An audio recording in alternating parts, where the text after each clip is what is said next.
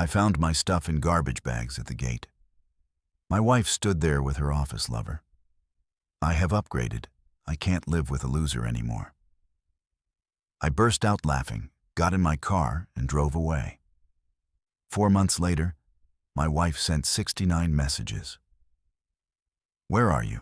You know that moment when life decides to sucker punch you right in the gut? Yeah. Well, mine came on what should have been one of the best days of my year.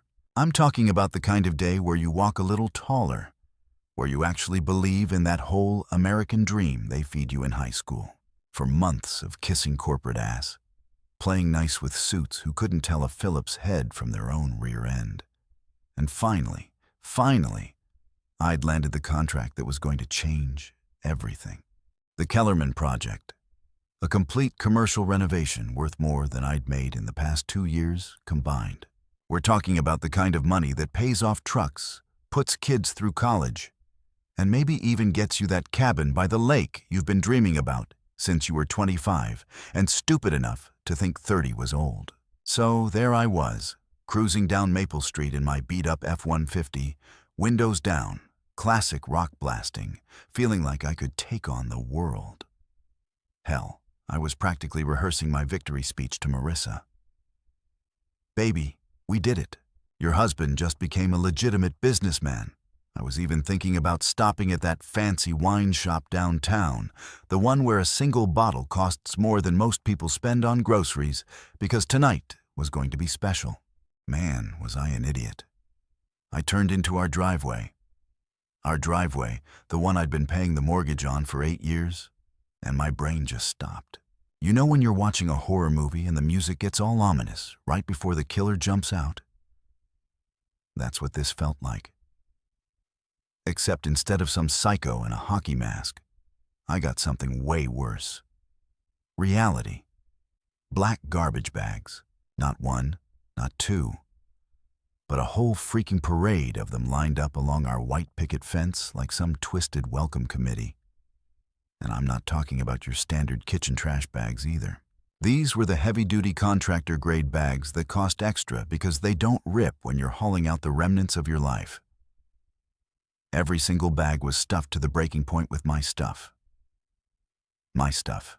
I could see the corner of my old Carhartt jacket poking out of one, the spine of my favorite Stephen King novel peeking through another. There was the bag with my tools. And let me tell you, a man's relationship with his tools is sacred. You don't just toss a guy's DeWalt collection into garbage bags unless you're trying to send a message that could be seen from space. But the bags weren't even the worst part. Oh no. That honor belonged to the welcoming committee standing behind this tragic yard sale of my existence. Marissa, my wife of 8 years. The woman I'd promised to love, honor, and apparently provide with garbage bag liner service. She was standing there in her power suit, the navy blue one she wore to important court dates, looking like she'd just closed the deal of the century. Her red hair was pulled back in that severe bun she wore when she meant business, and her heels were digging little holes in the gravel driveway, like she was marking her territory. And next to her, some guy I'd never seen before in my life, but who I instantly wanted to punch just on principle. Picture every sleazy lawyer from every movie you've ever watched. Roll them into one person and then dress him in a suit that probably cost more than my truck. Slick back hair that screamed, "I use more hair product than your wife." A Rolex that caught the afternoon sun like a beacon of douchebaggery, and a smile that made me think of a shark who'd just spotted a wounded surfer. The guy was standing just a little too close to my wife. Sorry, my soon-to-be ex-wife, with his hand resting possessively on the small of her back. The universal "this is mine now" gesture that guys like him probably learn in 101. Marissa looked up as my truck crunched to a stop on the gravel, and I swear I saw something flicker across her face. Guilt? Regret? Nah, probably just annoyance that I'd shown up before she could finish her little staging area. Then she tilted her head. That same gesture she used to make when she was about to correct someone in court and hit me with the line that'll probably be carved on my tombstone. I've upgraded. I can't live with a loser anymore. Just like that. 8 years of marriage, 8 years of building a life together, 8 years of me busting my ass to give her everything she wanted. And she summed it all up like I was a smartphone she was trading in for a newer model. The silence that followed was the kind you hear right before a tornado hits. That weird, heavy quiet where even the birds know something bad's about to happen. Mr. Expensive Suit was practically vibrating with smugness, probably expecting me to lose my mind. Maybe throw a punch. Definitely make a scene that would give them both something to laugh about later. But you know what I did instead? I laughed. Not a bitter, crazy laugh or a fake trying to save face laugh. A genuine, this is so ridiculous. It's sexually funny laugh that started in my chest and worked its way up until I was damn near doubling over. Both of them just stared at me like I'd started speaking in tongues. Marissa's confident smirk flickered for just a second, and I caught a glimpse of the woman I'd married. The one who used to think my laugh was contagious, who used to curl up next to me on Sunday mornings and say I made her feel safe. But that woman was apparently long gone, buried under designer clothes and corporate ambition and whatever the hell this slick-suited parasite was offering her. So I did the only thing that made sense. I got out of my truck, walked around to the back, and popped the tailgate. The metallic clang echoed in the evening air like a starting bell. Without saying a word, not one damn word, I started loading those garbage bags into my truck bed. My clothes, my books, my tools. Pieces of the life I thought we'd built together. Each bag felt heavier than it should have, not because of what was inside, but because of what it represented. 8 years of thinking I knew someone. 8 years of believing that love was supposed to be about sticking together through thick and thin, not upgrading when someone better came along. The whole time, they just watched. Marissa kept opening her mouth like she wanted to say something. But what was there to say? Sorry for destroying our marriage. Hope you find someone who appreciates having their life stuffed into trash bags. Thanks for making this so easy by not fighting back.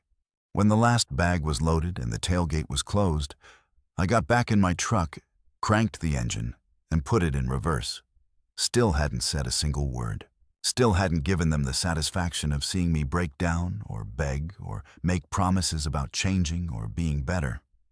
As I backed out of that driveway, my driveway that I'd been paying for, I caught one last look at them in my rearview mirror.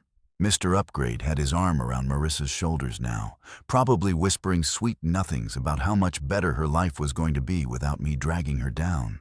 And you know what? Maybe he was right. Maybe she would be better off with someone who could give her the country club lifestyle she'd been wanting. Someone who looked good at fancy dinner parties. Someone who didn't come home with sawdust in his hair and calluses on his hands. But as I drove away from the house I'd called home for 8 years, past the mailbox I'd installed myself, past the garden where I'd helped her plant those damn roses she was so proud of, I realized something that would have shocked the hell out of both of them. I felt free for the first time in longer than I could remember. I felt like I could breathe again. No more walking on eggshells wondering why nothing I did was ever good enough. No more pretending that her work friends didn't look at me like I was something she'd scraped off her shoe. No more trying to fit into a world that had already decided I didn't belong. The bags in my truck bed weren't the remnants of a destroyed life. They were the raw materials for building a new one. And this time, I was going to build it for someone who actually wanted to be there. Me, as I turned onto the main road and left that chapter of my life in the dust. I couldn't help but grin. Marissa thought she'd upgraded, but she'd actually done me the biggest favor of my life. She'd set me free. So, here's the thing about marriage. Nobody tells you that it can die a slow, painful death while you're busy thinking everything's fine. Like a plant you forget to water. It just withers away until one day you're staring at a pile of brown leaves, wondering when the hell it all went wrong. The truth was, Marissa and I had been playing house for the better part of a year, going through the motions like actors who'd forgotten their lines, but were too proud to admit it. I just hadn't realized she'd already auditioned for a new leading man. Let me paint you a picture of how we started, because it sure as hell wasn't how we ended. Picture this. It's 2016. I'm 28 and cocky as hell, running my own construction company that I'd built from nothing but a borrowed truck and more determination than sense. Marissa was 26, fresh out of law school and working as a junior associate at Hartwell Morrison and Associates, one of those fancy downtown firms where they charge $500 an hour to tell you what you already know. Back then, she thought my callous hands were sexy. Can you believe that she used to trace the scars on my knuckles and tell me they proved I wasn't afraid of hard work? She'd brag to her friends about dating a real man who could fix anything and build her whatever she wanted. I was her blue-collar fantasy, her walk on the wild side before she settled down with some boring lawyer type. Except somewhere along the way, the fantasy wore off, and reality started looking pretty damn ugly to her. The change didn't happen overnight. That would have been too easy. Instead, it was like watching a slow-motion car crash that takes 8 years to finally explode. First, it was little things. She stopped wearing the necklace I'd made her from reclaimed copper. She'd forget to mention office parties until after they happened. She started correcting my grammar at dinner parties like I was some project she was working on. "It's I saw, not I seen, honey," she'd say with that tight smile that made my teeth itch. People notice these things. People. As if I wasn't people. As if the clients who paid my bills and shook my hand weren't people. As if the guys on my crew who take a bullet for me weren't people. But I guess when you start swimming in the shallow end of the corporate pool, you forget that there's a whole ocean of real folks out there just trying to make an honest living. The real turning point came when she made senior counsel. Suddenly, I wasn't her charming blue-collar boyfriend anymore. I was the guy holding her back from her true potential. The guy whose work boots didn't belong at the partner's Christmas gala. The guy whose truck looked out of place in the valet parking at her firm's fancy restaurant. "You could try a little harder," she'd say when I'd show up to these things in my best shirt and cleanest jeans. Image matters in my world. Her world. Not our world. Hers. That should have been the first red flag. But I was too busy trying to be supportive to notice that she'd already mentally moved out of our marriage.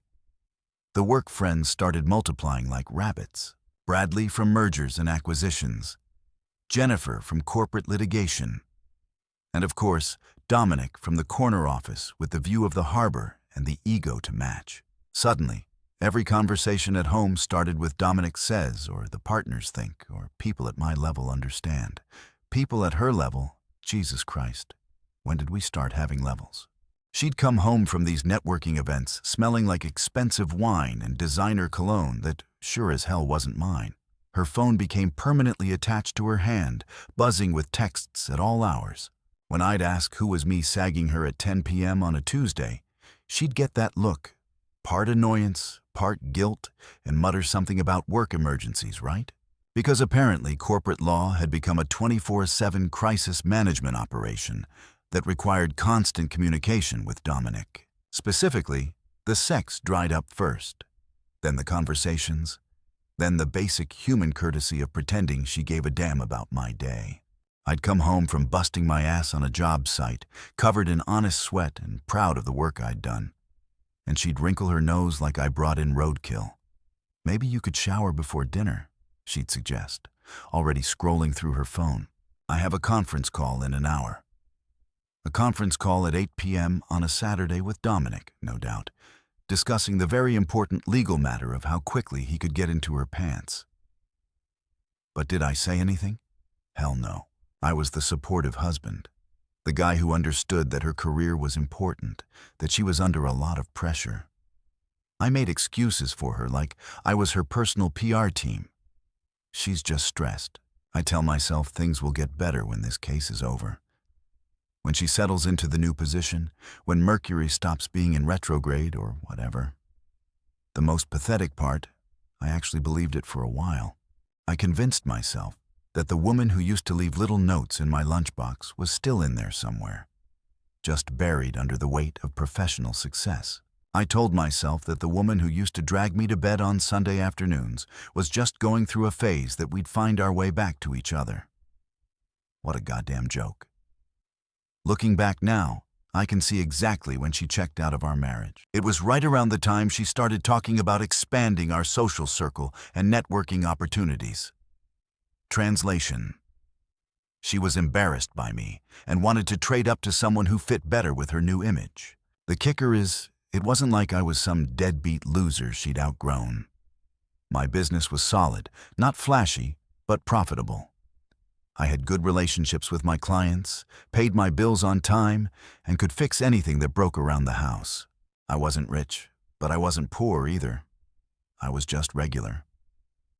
And apparently regular wasn't good enough for the woman who'd promised to love me for better or worse. She wanted someone who could drop $5,000 on a weekend in the Hamptons without blinking. Someone who knew which fork to use at fancy restaurants and could name-drop the right people at cocktail parties. Someone who'd look good standing next to her when she made partner. Someone who'd be an asset to her career instead of a liability. She had to explain away. Enter Dominic, 50-some, divorced twice with a reputation around the firm that would make a used car salesman blush. But he had the corner office, the imported sports car, and the kind of connections that could fast-track an ambitious lawyer's career. Everything I wasn't and never could be, no matter how hard I worked or how much I loved her. The funniest part, and by funny, I mean soul-crushingly ironic, is that I actually respected her ambition. I was proud of how smart she was, how hard she worked, how she could argue a case that would make grown men cry. I bragged about her to my friends, supported her through the late nights and weekend work sessions, even when it meant eating dinner alone most nights. But respect, it turns out, doesn't run both ways. While I was busy being proud of her success, she was busy being ashamed of my lack of it. While I was telling people how lucky I was to be married to such an incredible woman, she was probably telling her new friends how she'd settled for someone beneath her station. The writing was on the wall for months, painted in designer lipstick and expensive perfume. I just refused to read it because I'm apparently a special kind of stupid when it comes to matters of the heart. The kind of guy who keeps watering a dead plant because he can't accept that it's never going to grow again. But you know what they say about hindsight. It's 20/20 and twice as painful. Standing there in that driveway, staring at my life packed up like garbage, waiting for collection, everything suddenly made perfect sense. The late nights, the mysterious phone calls, the way she'd started flinching when I tried to kiss her goodnight. She hadn't just checked out of our marriage. She'd already moved into someone else's. You ever have one of those moments where everything suddenly clicks into place? Like when you finally figure out why the engine's been making that weird noise for 3 months? Yeah, well, standing in that driveway with my life in garbage bags was my automotive epiphany. Except instead of a loose belt, it was a loose wife. All those little signs I'd been ignoring suddenly lit up like a damn Christmas tree. The guarded phone calls where she'd walk into the other room and lower her voice like she was planning a CIA operation. The sudden interest in her appearance before late meetings, since when? Does corporate law require Victoria's Secret lingerie? And my personal favorite, the way she stopped inviting me to firm parties because I apparently didn't mesh well with her colleagues. Translation: I made her look bad in front of the people she was trying to impress. Can't have the blue-collar husband cramping your style when you're trying to climb the social ladder, right? But here's the thing about being a trusting idiot. And I was definitely both. You find ways to rationalize everything. When your wife starts working late every Friday night, you tell yourself she's dedicated. When she starts buying new clothes that cost more than your monthly truck payment, you tell yourself she deserves to look good. When she starts smelling like cologne that doesn't come from your medicine cabinet, you tell yourself maybe the cleaning lady switched fabric softeners. I was the king of giving people the benefit of the doubt, especially the woman I'd promised to love, through thick, thin, and apparently through her midlife crisis upgrade program. The guy standing next to her in that driveway, Mr. Expensive suit with the shark smile, wasn't some random dude she'd picked up at a coffee shop. Oh no, that would have been too simple, too honest for someone like Marissa. This was Dominic Castellano, senior partner at Hartwell, Morrison and Associates, and apparently her new life coach in the fine art of trading husbands like used cars. I'd heard his name plenty of times over the past year, always in the context of how brilliant he was, how connected he was, how he really got, what it took to succeed in the legal world. What Marissa conveniently failed to mention during all those glowing reviews was that Dominic got a lot more than legal strategy.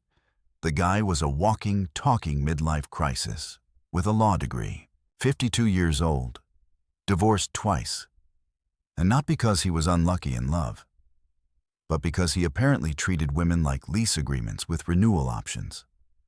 Word around town was that Dominic had a type, ambitious younger lawyers who were impressed by corner offices and expense accounts. He'd wine them, dine them, maybe help their careers along a little, and then move on to the next eager associate when the novelty wore off. But Marissa either didn't know this or didn't care. She was too busy being flattered by the attention of someone important to notice that she was basically number 3 in a very predictable pattern. The signs had been there for months, flashing like neon in a dive bar. But I'd been too busy playing the supportive husband to connect the dots.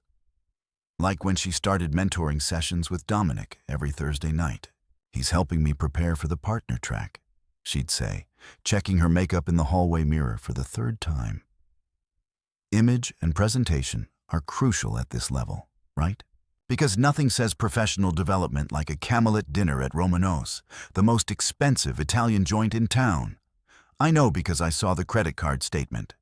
$130 for 2 people, not including the wine. When I asked her about it, she got all defensive and snippy like I was some jealous psycho for wondering why her business dinner cost more than most people's rent. "It's called networking, Dave," she'd said, using that tone she reserved for explaining obvious things to stupid people. Dominic knows everyone in the city. These relationships matter. Oh, I bet they did. Especially the kind of relationship that required her to buy new lingerie and start waxing parts of her body she hadn't paid attention to in years. But hey, what did I know? I was just the guy who paid for the house she was getting ready to cheat in.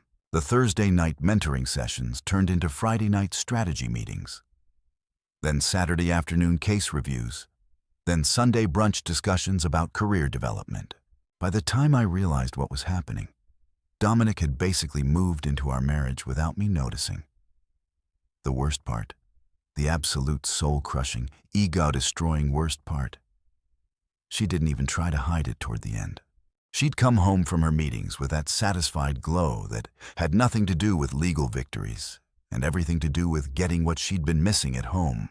She'd hum in the shower, text him right in front of me, and generally act like a teenager with her first crush. Meanwhile, I'm sitting there like a complete asking about her day and wondering if maybe we should plan a weekend getaway to reconnect. Jesus Christ. I was like a golden retriever trying to fetch affection from someone who had already adopted a new dog. The final insult came 3 weeks before Garbage Bag Day at the firm's annual charity gala. Marissa had been going on about this event for months. How important it was, how all the right people would be there. She'd bought a dress that cost more than my truck payment and spent a fortune at the salon getting her hair and makeup done. And then the night before the gala, she told me I couldn't go.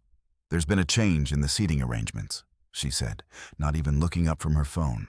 "They oversold the tables, and since you're not directly connected to the firm, oversold like I was some random +1 instead of her husband of 8 years. Like I was excess baggage that needed to be checked so she could travel light. I should have raised hell. I should have demanded answers. I should have done something other than nod and say, 'Okay, honey, I understand.' But that's exactly what I did because I was still operating under the delusion that we were a team. That sometimes team players had to take one for the good of the squad. What actually happened according to my buddy Jake, who worked security at the hotel where they held the gala, was that Marissa spent the entire evening glued to Dominic's side like they were already married. They danced together, laughed together, and left together around 11 p.m., heading toward the parking garage in Dominic's BMW like they were teenagers sneaking out of prom. That should have been my wake-up call. That should have been when I confronted her, when I demanded the truth, when I fought for my marriage like it actually meant something to me.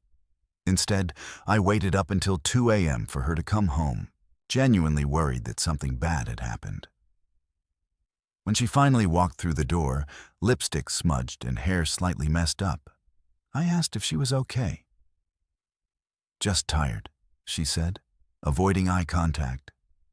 "Long night of networking." Networking, right? The kind that leaves you looking like you've been networking horizontally. But even then, even with all the evidence laid out like a crime scene, I chose to believe her because the alternative, accepting that my wife was cheating on me with some slick-suited parasite who collected younger women like trophies, was too painful to process. So I buried my head in the sand and pretended everything was fine, right up until the moment she decided to make it official with her little garbage bag ceremony. Looking back, I realized she'd been trying to push me into being the bad guy, the one who'd make a scene or throw a fit or give her an excuse to play the victim. But I didn't give her that satisfaction.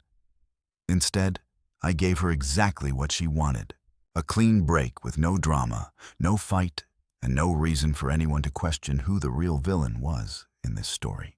Sometimes the kindest thing you can do for someone is exactly what they're asking for, even when they're too much of a coward to ask directly. You know what's funny about rock bottom? The view. From down there, everything looks pretty clear because there's nowhere left to fall. All the excuses and wishful thinking just evaporate, leaving you with nothing but cold, hard reality and a choice. Stay down or get back up. I chose option B, but first, I needed somewhere to crash that didn't involve sleeping in my truck like some country song gone wrong. Lucky for me, I had Marcus Williams, my college roommate, best man at my wedding, and the guy who'd been giving me the stink eye about Marissa for the better part of 3 years. Marcus lived in a converted warehouse on the outskirts of town, the kind of place that used to house machinery and now housed artists, musicians, and guys like him who fixed vintage motorcycles for rich weekend warriors with midlife crisis. His place was all exposed brick, industrial pipes, and the kind of organized chaos that screams successful bachelor who knows exactly where everything is, even if it looks like a tornado hit it. When I pulled up to his building with my truck bed full of garbage bags, like some twisted version of the Beverly Hillbillies, Marcus was in his driveway, elbow deep in the engine of a 1973 Harley Sportster. He took one look at me, then at the bags, then back at me, and just nodded like he'd been expecting this moment for years. "Took you long enough," he said, wiping his hands on a greasy rag. "I was starting to think you were going to let her walk all over you forever." That's Marcus for you. Subtle as a brick through a window and twice as effective.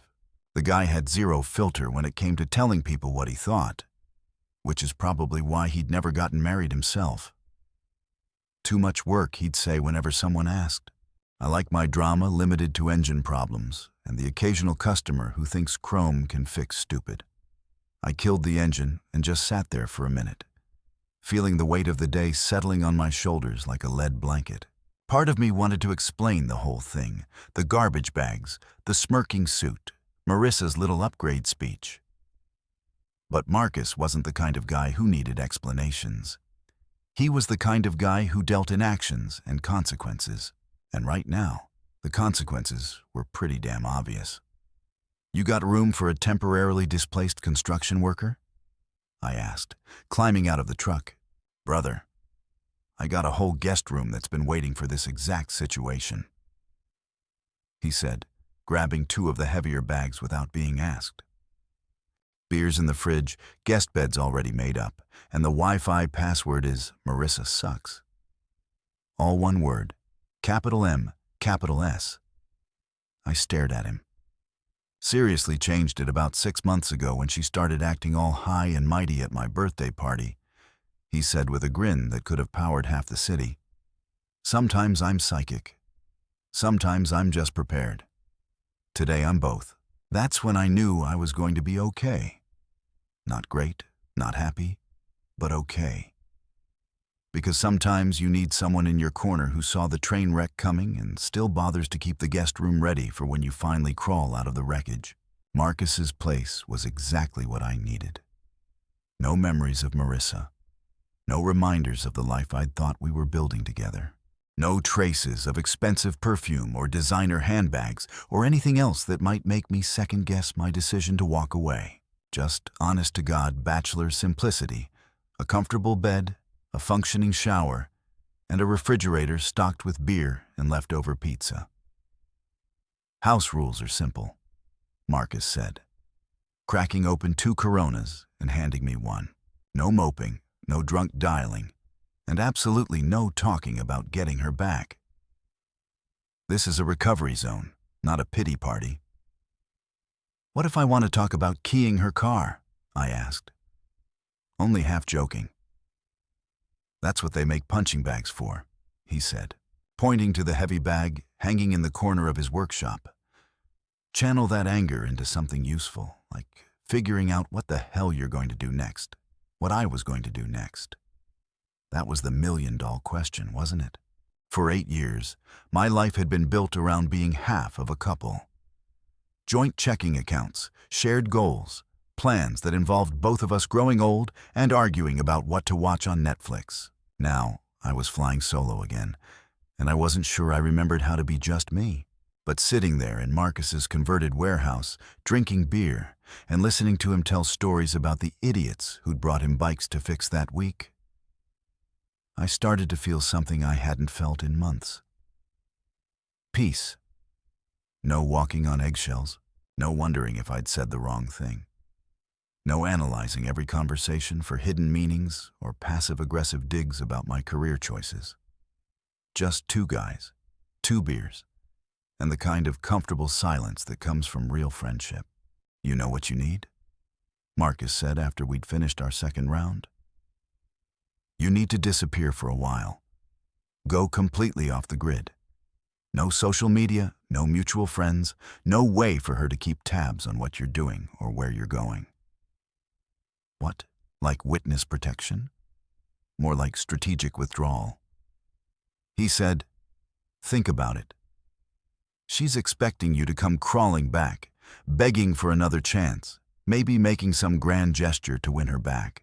That's probably what the last guy did and the one before that. I raised an eyebrow. There were others. Dave, women like Marissa don't just wake up one day and decide to trade up. This was a pattern, probably going back to high school. She gets bored, finds someone who looks better on paper, and makes the switch. The only difference is this time, she picked someone who's actually worse than what she had. That stung a little, but I could see his point. Marissa had always been the type who needed external validation, who measured her worth by how impressive her life looked from the outside. I'd just been too dumb and too in love to realize that eventually I'd stop looking impressive enough. So what's your suggestion, Dr. Phil? I asked. Simple. You vanish. Don't post anything on Facebook. Don't hang out at the usual spots. Don't give her any way to know if you're crying into your beer or living your best life. Let her wonder. Let her stew in her own choices for a while. The more I thought about it, the more sense it made. Marissa was used to being the center of attention, the one making all the big decisions, the one controlling the narrative. Taking that away from her, making myself completely unavailable for whatever drama she had planned next, was probably the most effective revenge I could get. Plus, Marcus added with that eating grin of his while she's busy playing house with Mr. Corner Office, you can focus on building something that's actually worth having. Your business is solid, right? You just landed that big contract. Yeah, The Kellerman project should keep me busy for the next 6 months. Easy. Perfect. Throw yourself into work, make some money, figure out who you are when you're not trying to be the perfect husband to someone who doesn't appreciate it. That night, lying in Marcus's guest bed and staring at the ceiling, I made a decision that probably saved my sanity and my self-respect. I was going to disappear. Not physically. I wasn't about to run off to another state or change my name or anything dramatic like that. But emotionally, socially, digitally. As far as Marissa was concerned, I was going to become a ghost. No more checking her Facebook page to see if she'd posted pictures with her new man. No more driving past the house to see if his car was in the driveway. No more asking mutual friends how she was doing or if she'd mentioned me. I was cutting the cord completely. And for the first time since those garbage bags appeared at my gate, I felt like I had some control over my own life again. Sometimes the best way to win a game is to stop playing altogether. You know what's weird about starting over? The silence. Not the peaceful kind of silence you get when you're fishing at dawn, but the empty kind that makes you realize how much noise someone else was making in your life. No more passive-aggressive comments about leaving dishes in the sink. No more sighing when I tracked mud through the house. No more suggestions about how I could improve myself or expand my horizons. Just me, my work, and the kind of focus I hadn't had since before I said I do to someone who apparently meant I don't all along. The morning after my grand exit from Garbage Bag Manor, I woke up in Marcus's guest room feeling like I'd been hit by a truck, backed over by the same truck, and then had that truck parked on my chest for good measure. But underneath all that emotional roadkill, there was something else. Something I hadn't felt in months. For the first time in longer than I could remember, I didn't have to ask anyone's permission to live my life.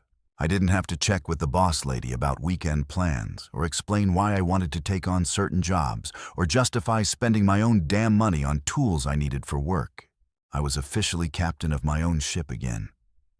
Even if that ship was currently docked at Marcus's place with all my belongings and trash bags. The first order of business was getting my head back in the game professionally. The Kellerman contract was solid, but it was just the beginning. While Marissa had been busy networking her way into someone else's bed, I'd been building a reputation as the guy who showed up on time, finished jobs properly, and didn't try to nickel and dime his clients to death. Turns out that reputation was worth more than I'd realized. I started making calls that first Monday morning, sitting at Marcus's kitchen table with a cup of coffee that could strip paint and a list of potential clients I'd been too busy playing supportive husband to pursue. Amazing how much time you have for business development when you're not spending your evenings listening to someone complain about how unfulfilling their life is, while simultaneously refusing to do anything about it. First call was to Jim Brennan, a commercial developer who'd been sniffing around my services for months. I'd put him off because Marissa had been making noise about us needing to spend more quality time together. Quality time that she'd apparently been spending thinking about how to upgrade her husband while I was trying to be considerate of her feelings. Dave, hell, I was starting to think you'd gone out of business, Jim said when I reached him. I've got 3 projects lined up that need someone who actually knows what they're doing. You interested in real work, or are you still tied up with that small-time residential stuff? Real work. Funny how different that sounded now that I wasn't worried about someone rolling their eyes at my small ambitions. I'm interested, I told him. How real are we talking? 6-figure real. Multiple 6-figure if you can handle the timeline and don't screw up the first one. Within 2 hours, I had meetings scheduled for that week and preliminary contracts in my email. Within a week, I'd signed deals that would keep me busy for the next year and put more money in my pocket than I'd made in the previous 2 years combined. Turns out, when you're not constantly second-guessing yourself because someone's convinced you that you're not good enough, you can actually negotiate like you have a pair. The next step was finding a place to live that didn't involve crashing in someone's guest room forever. Marcus was great, but I needed space to rebuild my life properly. And that meant having my own place where I could spread out, think clearly, and maybe walk around in my underwear without traumatizing my host. I found it 3 weeks later. A small apartment above Thompson's Auto Supply on the industrial side of town. Nothing fancy, just 800 square FT of privacy with enough room for a kitchen table that doubled as a desk, a bedroom that fit a bed and a dresser, and a living room where I could actually watch whatever I wanted on TV without someone making suggestions about more intellectually stimulating content. The rent was cheap because the neighborhood wasn't exactly what you'd call upscale, but the location was perfect.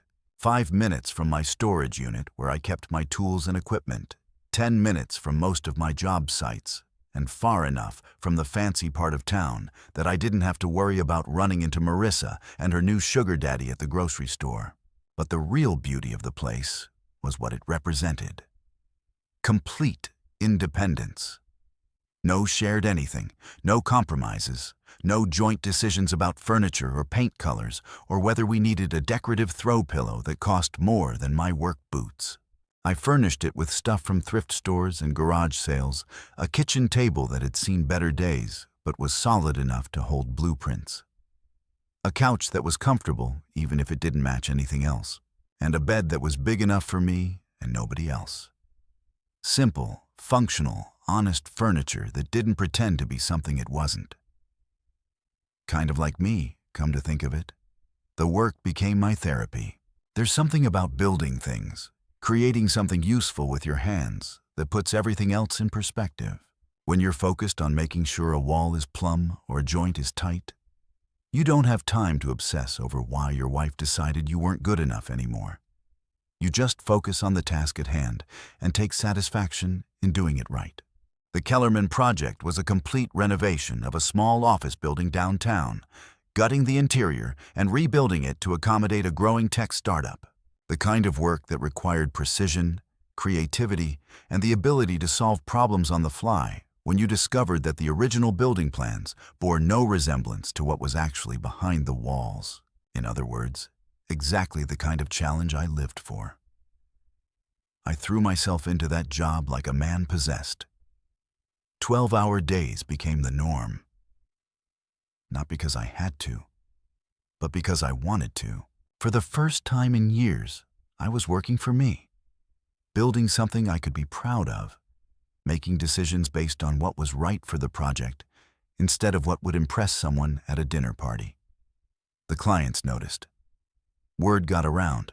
My phone started ringing with inquiries from people who'd heard about the quality of work I was doing, the attention to detail, the fact that I actually finished projects on time and on budget, revolutionary concepts in the construction industry. Apparently, by the end of the second month, I'd hired 2 subcontractors to help with the overflow work.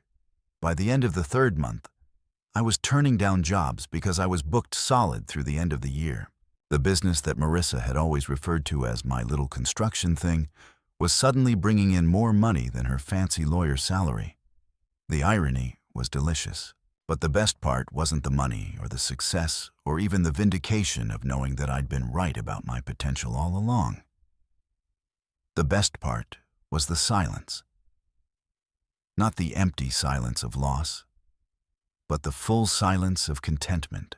Coming home to my small apartment after a day of honest work, cracking open a beer, and sitting in my mismatched living room without having to justify my existence to anyone.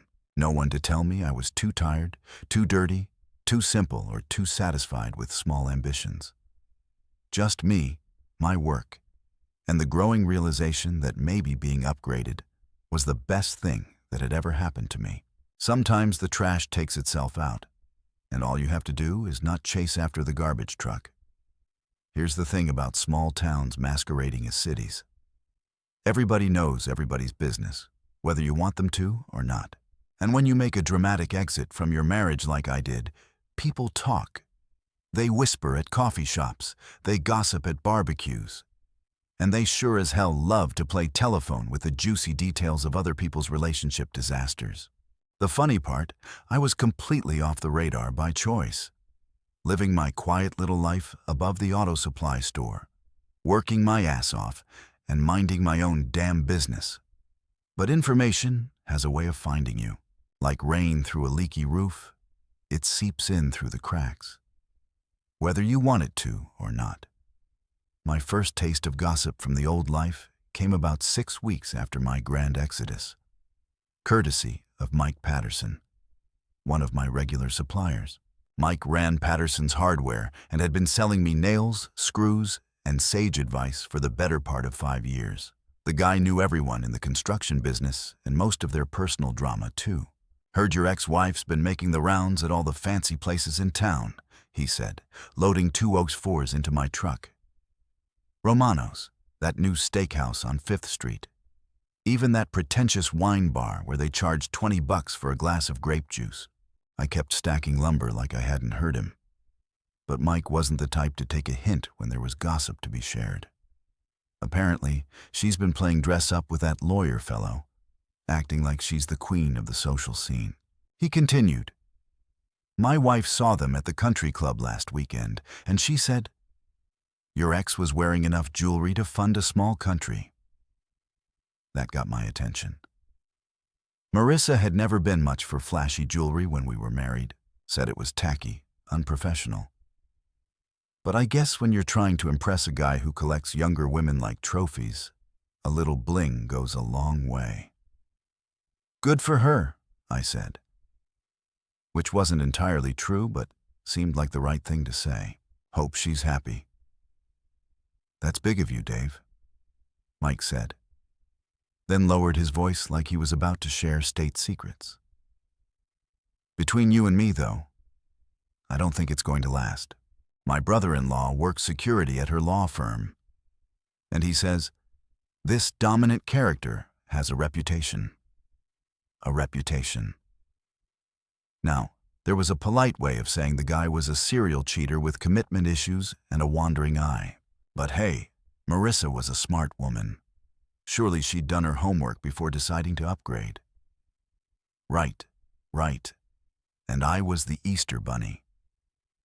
The stories kept trickling in over the next few weeks. Little nuggets of information that painted a picture of Marissa's new life.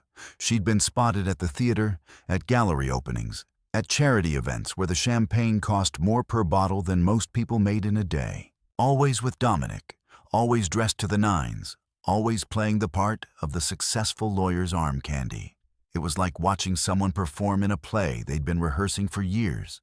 The role of the sophisticated woman who belonged in high society, who deserved better than a blue-collar husband who came home with dirt under his fingernails and calluses on his hands.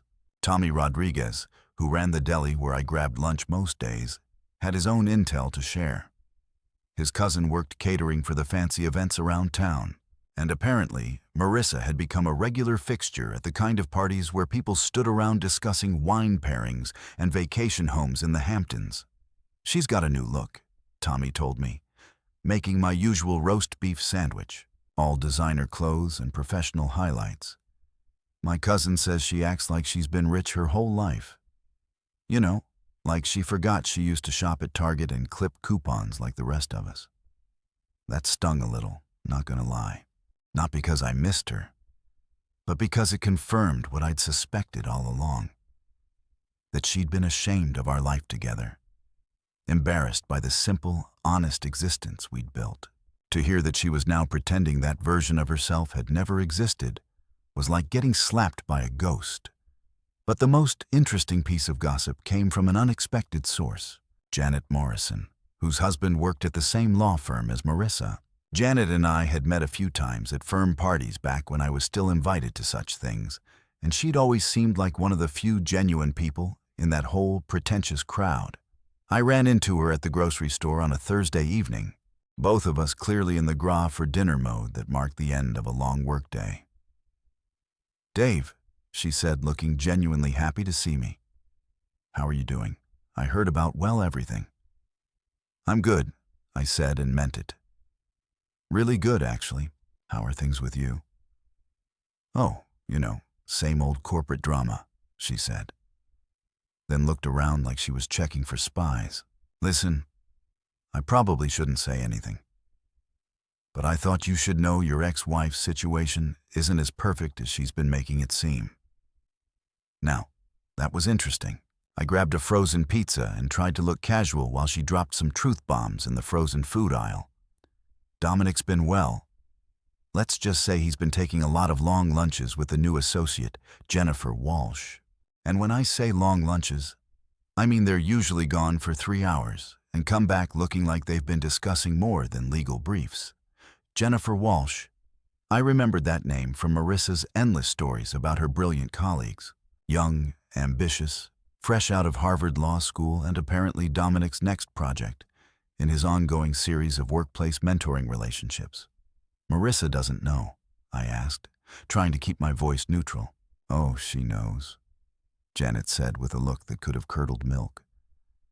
She's just pretending she doesn't. You know how it is in that office. Image is everything. And admitting that your new boyfriend is already shopping for your replacement doesn't exactly scream successful power couple. The picture that emerged from all these little conversations was both hilarious and pathetic. Marissa had gotten exactly what she thought she wanted. The fancy lifestyle, the expensive dinners, the arm candy who looked good at charity galas. But she'd also gotten something she hadn't bargained for, a front row seat to watching history repeat itself.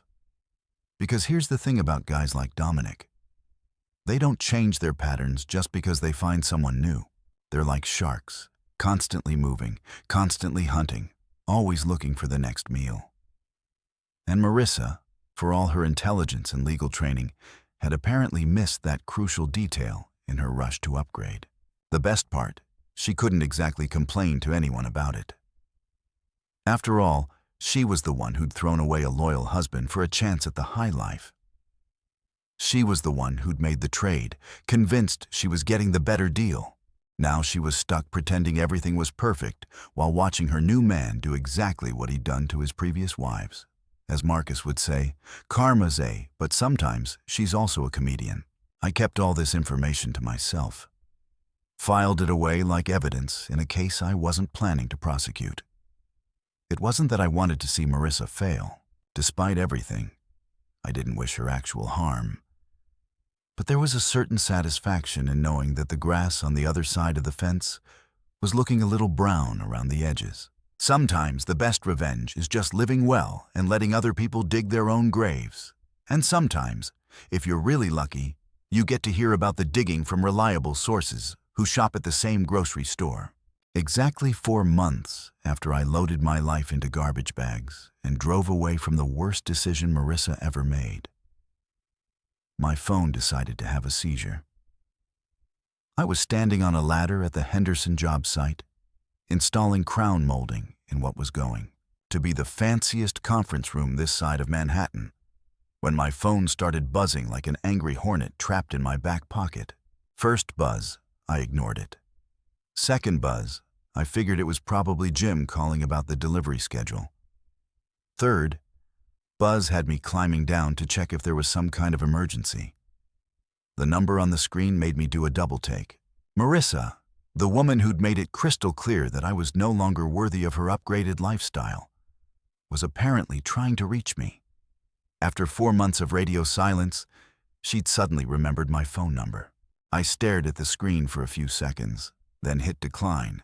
Whatever crisis had prompted her to contact me could wait until I finished installing this molding properly.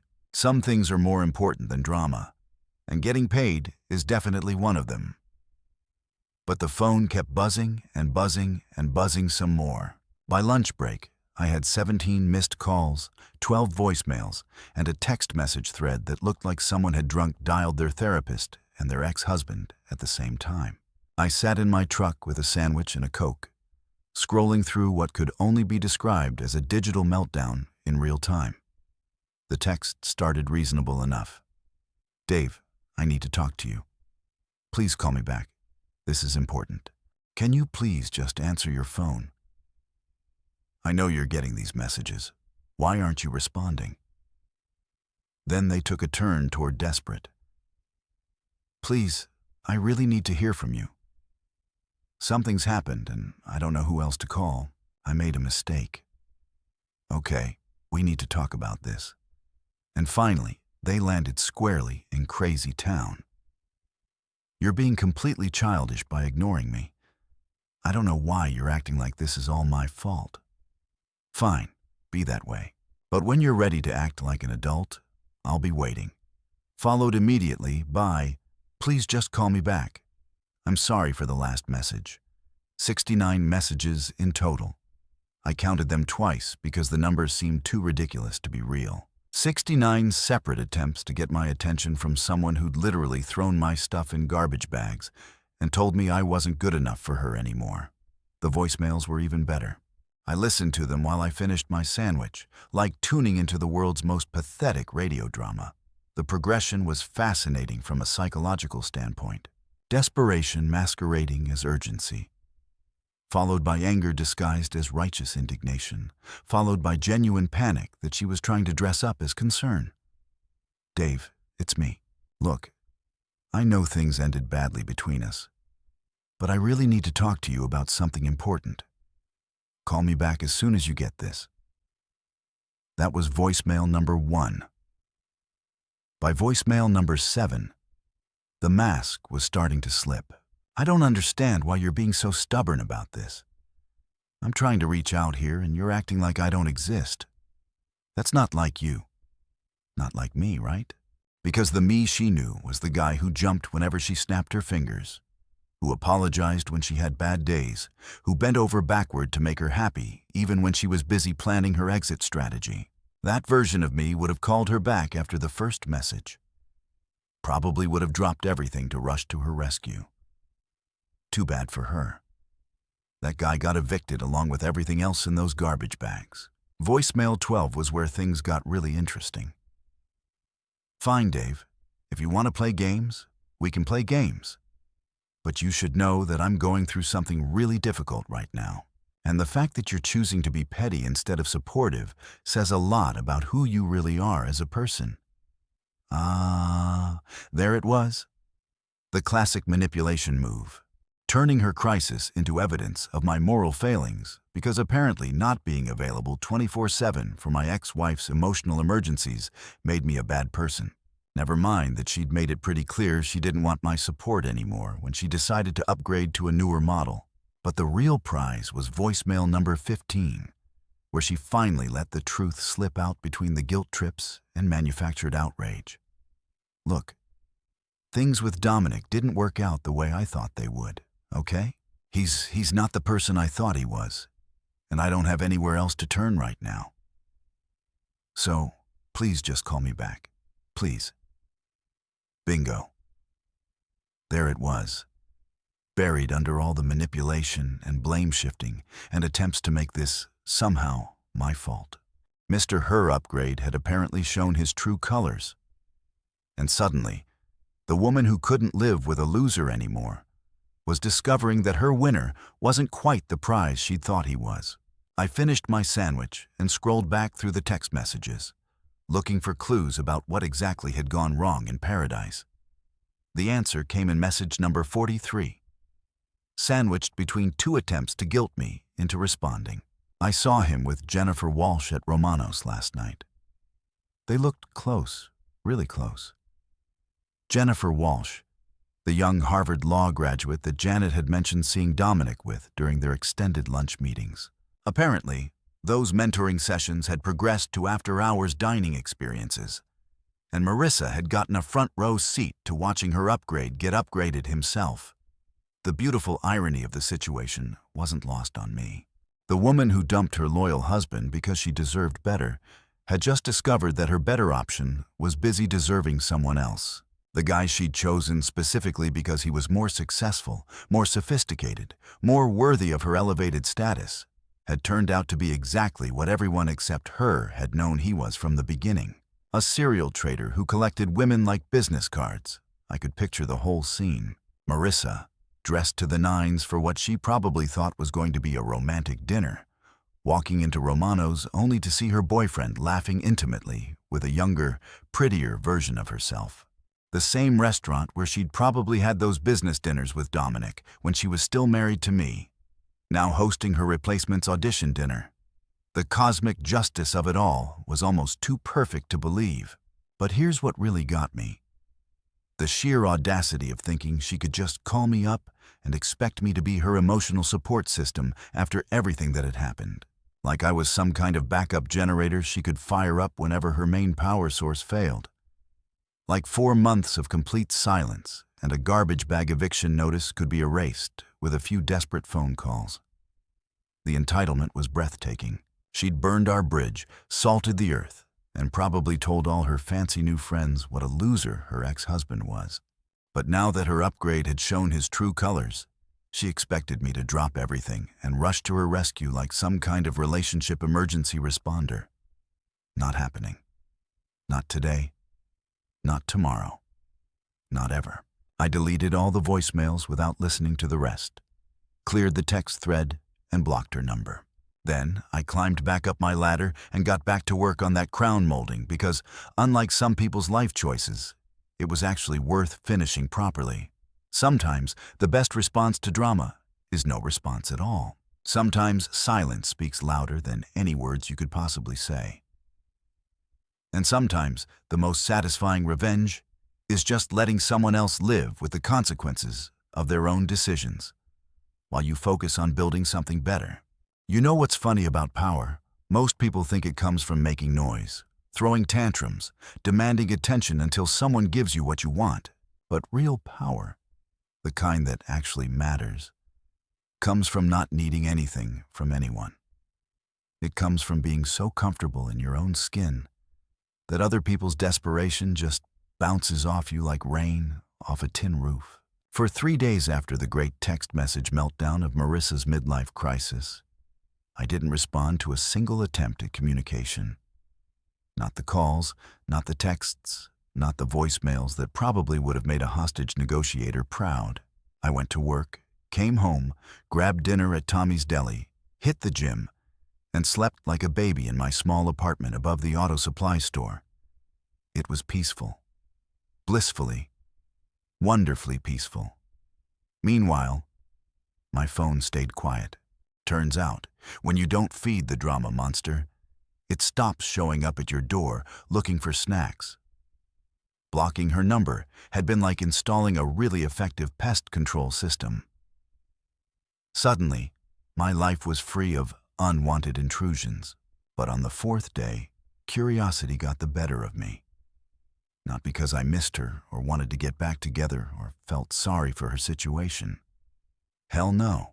I was just genuinely fascinated by the psychological train wreck I'd witnessed through 69 text messages. It was like watching a nature documentary about predators learning they weren't at the top of the food chain after all. So I unblocked her number just for a minute to see if the desperation had escalated or if she'd finally gotten a hint. Sure enough, there were 7 new messages waiting for me. 7 attempts to pierce the wall of silence I'd built around my new life. But these messages were different from the previous barrage. Less frantic, more calculated. She'd apparently had time to think about her approach and decided to try a different strategy. I know you're angry, and you have every right to be. I've had time to think about everything, and I realize I made some terrible mistakes. You didn't deserve what I did to you. You're a good man, and I was too stupid to appreciate that. Classic Manipulation 1001. Acknowledge the harm, accept responsibility, sort of. Then butter up the victim's ego to soften them up for the real ask. I could practically see her law school training kicking in, building her case for why I should give her another chance. But buried in message number 5 was the real truth. Dominic and I are over, completely over, and I don't have anywhere else to go. There it was. Not I miss you, or I realize I love you, or I want to work on our marriage, just I don't have anywhere else to go. Like I was a homeless shelter instead of the husband she'd thrown away like yesterday's newspaper. The sheer honesty of it was almost refreshing. At least she wasn't pretending this was about love or regret or suddenly realizing what a catch I was.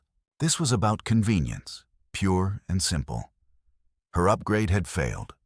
Her backup plans had apparently fallen through. And now she was looking for a safe place to land while she figured out her next move. I sat there in my truck outside the job site, staring at those messages and feeling absolutely nothing. No anger, No satisfaction, no temptation to rescue her from the mess she'd made. Just a kind of detached amusement, like watching someone else's reality TV show from the comfort of your own living room. That's when I knew she'd lost all power over me. When someone's desperation can't even make you feel sorry for them. When their crisis doesn't trigger your savior complex. When their manipulation tactics are so transparent, you can see right through them like cheap sunglasses. That's when you know you're truly free. But I also knew she wouldn't stop until I responded somehow. Silence might be golden, but it's also open to interpretation. She could tell herself I was just being stubborn, that I'd come around eventually, that deep down I still cared and was just playing hard to get. So I decided to give her the clarity she needed. Not because I owed her anything, but because I owed myself the satisfaction of closing this chapter properly. I typed out my response carefully, editing it 3 times to make sure it said exactly what I meant and nothing more. You made choices. 3 words. That was it. No explanation, no lecture about karma, no detailed breakdown of how she destroyed our marriage and thrown away 8 years of loyalty for a guy who was already shopping for her replacement before the ink was dry on our divorce papers. Just a simple reminder that actions have consequences. And the consequences she was living with now were the direct result of decisions she'd made with a clear head and a cold heart. I hit send and immediately blocked her number again, this time for good. The response came exactly how I'd expected it to. Through Marcus. About 2 hours after my text, his phone started ringing with calls from Marissa demanding that he give me a message, insisting that I was being unreasonable and cruel, threatening to show up at my apartment if I didn't stop acting like a child. She wants me to tell you that you're not being fair, Marcus said when he called to give me the update. Apparently 3 words don't constitute a proper conversation in her legal opinion. What did you tell her? I told her that fair went out the window when she packed your life into garbage bags and introduced you to your replacement, he said with the kind of satisfaction that only comes from delivering uncomfortable truths to people who need to hear them. Then I told her that if she shows up at my place or your place, I'll call the cops for harassment. Think that'll work, brother? I've known women like her my whole life. They're like spoiled kids. They keep pushing boundaries until someone finally tells them no and means it. You just told her no and meant it. She'll test it a few more times, but eventually she'll move on to the next victim in her victim parade. He was right, of course.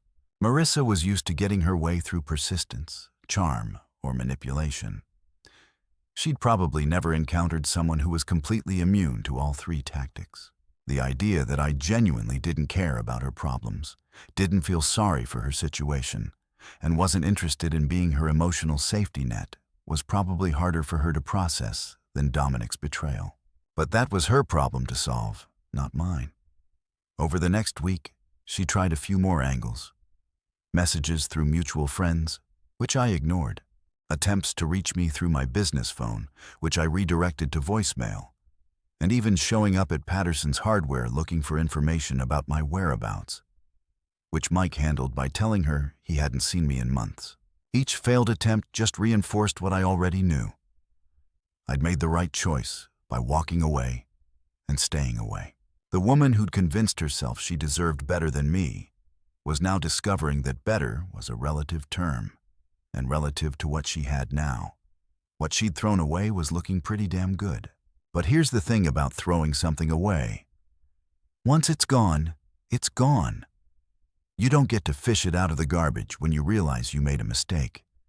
You don't get to undo choices just because they didn't work out the way you planned. You made choices, Marissa. Now live with them. The power was mine now, and I plan to use it wisely by building a life so good that her drama couldn't even touch it. 2 days after my 3-word masterpiece, she decided to take the direct approach, because apparently, when subtlety fails and manipulation doesn't work, the next logical step in the Marissa playbook is to show up uninvited and force a conversation that nobody else wants to have. I was in my workshop, a converted garage space I'd rented behind Marcus's building. putting the finishing touches on custom cabinets for the Henderson project. It was around 7:00 p.m., that perfect time of day when the light coming through the windows turns everything golden, and you can actually hear yourself think over the noise of traffic and city life. I had my headphones on. Classic rock cranked up loud enough to drown out the world. Completely focused on getting the grain match perfect on the cabinet doors. There's something zen about working with wood, especially when you're hand sanding the final finish. It's meditative, peaceful, the kind of work that clears your head and reminds you why you got into this business in the first place. So, when someone started pounding on the workshop door like they were trying to wake the dead, it scared the hell out of me. I pulled off my headphones, shut down the sander, and listened. More pounding, followed by a voice I recognized but hadn't heard in person for 4 months. "Dave, I know you're in there. We need to talk." Marissa, of course, because apparently You Made Choices wasn't clear enough. And my complete absence from her social media, my blocked phone number, and my general state of not existing in her world anymore hadn't gotten the message across. I could have ignored her. Should have ignored her, probably let her pound on the door until she got tired and went away to bother someone else with her drama. But curiosity got the better of me, and honestly, I wanted to see what 4 months of consequences looked like up close. I opened the door and damn near didn't recognize the woman standing on my doorstep. This wasn't the polished, confident lawyer who'd stood next to her upgrade in our driveway, smirking while she delivered her little speech about deserving better. This was someone who looked like she'd been put through a blender and left out in the rain to dry. Her hair, which used to be perfectly styled and highlighted to perfection, was pulled back in a messy ponytail that screamed, "I gave up on caring 3 weeks ago." Her clothes, jeans, and a wrinkled blouse that had seen better days looked like she'd grabbed them off the floor of her closet. And her face, Jesus, her face looked like she'd aged 5 years and 4 months. Dark circles under her eyes that makeup couldn't quite hide. Cheekbones that were a little too sharp, like she'd lost weight and not in a good way. And that look, that desperate, hollow look that people get when they've been running on empty for so long and they've forgotten what full feels like. "Hi, Dave," she said, and even her voice was different. Smaller, quieter, like someone had turned down her volume and confidence settings. "Marissa," I said, leaning against the door frame, but not inviting her in. "What do you want?" She flinched a little at the coldness in my voice, but pressed on. "I need to talk to you about us, about everything that happened." "Everything that happened?" I couldn't help but laugh. "You mean when you packed my life into garbage bags and told me you'd upgraded? That everything?" "Don't," she said. And for a second, I saw a flash of the old Marissa, the one who hated being reminded of her own actions. "You don't understand what I've been going through." "You're right," I said. "I don't understand. And frankly, I don't want to understand. You made your choice pretty clear." That's when the tears started. Not the elegant movie star tears that rolled down your cheek like dewdrops. These were the ugly, desperate tears of someone who'd bet everything on red and watched the ball land on black. I lost everything. "Dave," she said, her voice cracking like thin ice. Dominic was God. He was nothing like I thought he was. He used me, played me, made me think I was special while he was already moving on to someone else. "Shocking," I said, and I meant it. Who could have possibly predicted that a guy who'd been divorced twice for cheating would turn out to be a cheater? Absolutely shocking. She wiped her nose with the back of her hand, a gesture so unlike the polished woman she'd become that it was almost jarring. He fired me. Dave said there was a conflict of interest with our personal relationship. But everyone knows it's because Jennifer Walsh is his new whatever I was to him fired. That explained the clothes, the weight loss, the general air of someone whose world had imploded in spectacular fashion. Marissa had always defined herself by her career success, by her position at the firm, by the respect and status that came with being a senior counsel at a prestigious law office. Without that identity, without the corner office and the important cases and the networking events that made her feel special. She was just another unemployed lawyer in a city full of them. "I don't have anywhere to go," she continued. And there it was, the real reason for this visit. I can't afford the house payments without my salary. And Dominic made sure I'm blacklisted at every decent firm in the city. I'm living in a studio apartment above a nail salon, Dave.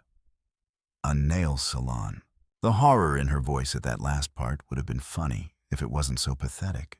The woman who'd been embarrassed by my blue-collar existence was now living above a business that catered to working-class women getting their nails done for special occasions. "Sounds rough," I said, and found that I genuinely meant it, not because I felt sorry for her, but because I could appreciate the cosmic justice of it all. "I made a mistake," she said, looking up at me with those red-rimmed eyes. "A huge, terrible mistake. You were a good husband, and I threw it all away because I thought I deserved something better. But there isn't anything better, Dave. There's just different kinds of broken." For a moment, I almost felt something. Not love. Not even sympathy, really. But maybe a tiny flicker of the man I used to be. The one who'd wanted to fix everything and make everyone happy. Then I remembered the garbage bags, the smirk, the way she'd stood there next to her upgrade like she was trading in a used car. The 8 years of loyalty she'd thrown away without a second thought. "You did make a mistake," I said, meeting her eyes directly. "But the mistake wasn't leaving me. The mistake was thinking you could come back." "Please," she whispered. And it was like watching someone's last bit of pride crumble. "I don't have anyone else." "You had someone," I said quietly. "You had someone who would have done anything for you, who thought you were worth building a life with. You looked that person in the eye and told him he wasn't good enough." I know I did, but nothing.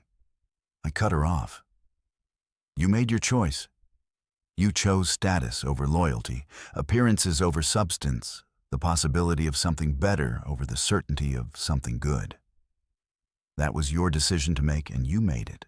She opened her mouth to argue, probably to launch into some legal argument about second chances and extenuating circumstances, and how people deserve forgiveness when they realize they've screwed up. But I held up my hand to stop her. "The answer is no, Marissa. To whatever you're about to ask, whatever you're hoping for, whatever version of reconciliation you've got planned in your head. The answer is no. You don't get to destroy something and then come back when you realize you needed it." I stepped back into my workshop and started to close the door, but paused for one last look at the woman who'd once been my wife. "Find somewhere else to crash," I said, "because this door is closed." That night, after I closed the workshop door on Marissa's last-ditch attempt at reconciliation, I sat in my small apartment with a beer and thought about the concept of finality. There's something both terrifying and liberating about reaching the end of something that used to define your entire existence, like watching the credits roll on a movie you thought was going to have a different ending. She didn't come back the next day or the day after that. No more desperate phone calls, no more messages through mutual friends, no more showing up uninvited to places where I might be found. It was like she'd finally understood that some bridges once burned can't be rebuilt with apologies and desperation. The silence was perfect. For the first time in 8 years, I woke up every morning knowing exactly what my day was going to look like because I was the only one making decisions about it. No checking with anyone about plans. No walking on eggshells around someone else's mood. No wondering if I was measuring up to some impossible standard that kept moving every time I thought I'd reached it. Just me, my work, and the steady rhythm of building something that actually mattered. The Kellerman project wrapped up 2 weeks after my final conversation with Marissa. And the client was so happy with the result that he immediately hired me for 2 more buildings in the same complex. Word of mouth in the construction business is everything. And apparently my reputation for doing quality work on time and under budget was spreading faster than gossip at a church social. Which is how I found myself 3 months later, standing in the office of a commercial real estate developer who wanted to discuss a partnership that would keep me busy for the next 5 years. The kind of opportunity that Marissa would have called finally getting serious about your career if she'd still been around to offer her unsolicited opinions about my life choices. But she wasn't around. And for the first time in my adult life, success felt like it belonged entirely to me. I used the signing bonus from that deal to put a down payment on a small piece of property about 40 minutes outside the city. Nothing fancy, just a modest cabin on 2 acres near a lake, where the only sounds at night were crickets and the occasional fish jumping. The kind of place where you could sit on the porch with a cup of coffee and watch the sunrise without anyone suggesting that your time would be better spent networking at some professional development breakfast. The cabin needed work, of course. The previous owner had let it go to hell after his wife died, and everything from the roof to the foundation needed attention. But that was perfect. I had plenty of evenings and weekends to spend fixing it up exactly the way I wanted it, without having to justify my choices to anyone, or compromise my vision because someone else thought rustic charm was too simple for successful people. I spent Labor Day weekend replacing the entire front porch, working alone in the kind of peaceful silence that city folks pay therapists hundreds of dollars to help them find. No schedule except the one I made for myself. No timeline except getting it done right. No pressure except the satisfying kind that comes from knowing every board you lay down is going to be there for decades. It was while I was sitting on that new porch, drinking a beer and admiring my handiwork as the sun set over the lake, that I saw her for the last time. I'd driven into town to grab groceries and hardware supplies, and she was walking out of the local supermarket with 2 bags that looked like they contained the kind of budget-conscious essentials that people buy when every dollar matters. Her hair was shorter, more practical than stylish. Her clothes were department store basic instead of designer whatever. She looked like someone who'd learned to live within her means instead of above them. She looked ordinary, like every other woman struggling to make ends meet in a world that doesn't give participation trophies for realizing you've made terrible life choices. For a split second, our eyes met across the parking lot. I saw recognition there. Maybe a flicker of something that could have been regret or embarrassment or just general awkwardness at running into your ex-husband in the produce section of small-town America. But I felt nothing. Not anger, not satisfaction, not even curiosity about how she'd ended up shopping for groceries 40 minutes from where we used to live. She was just another stranger whose story had briefly intersected with mine before taking a very different path.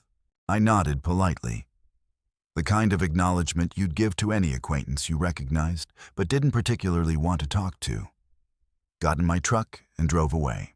No conversation, no catching up, no awkward small talk about how life had treated us since our last encounter.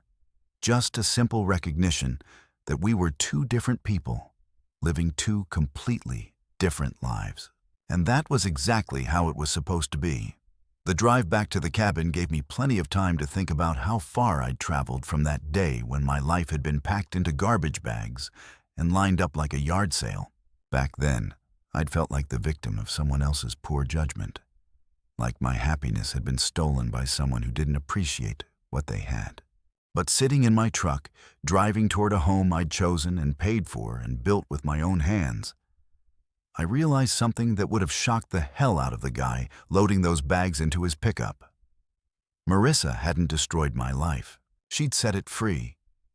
All those years of trying to be good enough for someone who'd already decided I wasn't. All that energy wasted on making someone happy who was determined to be miserable. All those compromises and sacrifices for a person who saw them as evidence of my limitations rather than proof of my love. Gone. Erased. Replaced with something infinitely better. The knowledge that I was enough. Exactly as I was for the person whose opinion mattered most. The cabin was dark when I pulled into the driveway, but I could see the outline of my new porch railing against the twilight sky. Tomorrow, I'd start on the kitchen renovation. Next weekend, I'd tackle the bathroom. Eventually, maybe I'd add on a workshop where I could build custom furniture in my spare time, just because I enjoyed the work and took pride in creating things that would outlast the person who made them. Small ambitions, Marissa would have called them. Limited thinking, settling for less than I deserved. But as I sat on my porch that night, listening to the lake and planning my next project, I realized she'd been wrong about everything else. So she'd probably been wrong about that too. Sometimes the best revenge isn't getting back at someone who wronged you. Sometimes it's building a life so good that their absence becomes a blessing instead of a loss. Sometimes the trash really does take itself out, and all you have to do is let it go and get back to the business of living well. I raised my beer to the sunset and silently thanked my ex-wife for giving me the greatest gift she'd ever given me. The chance to discover who I was when I stopped trying to be who she wanted me to be. Best divorce settlement ever.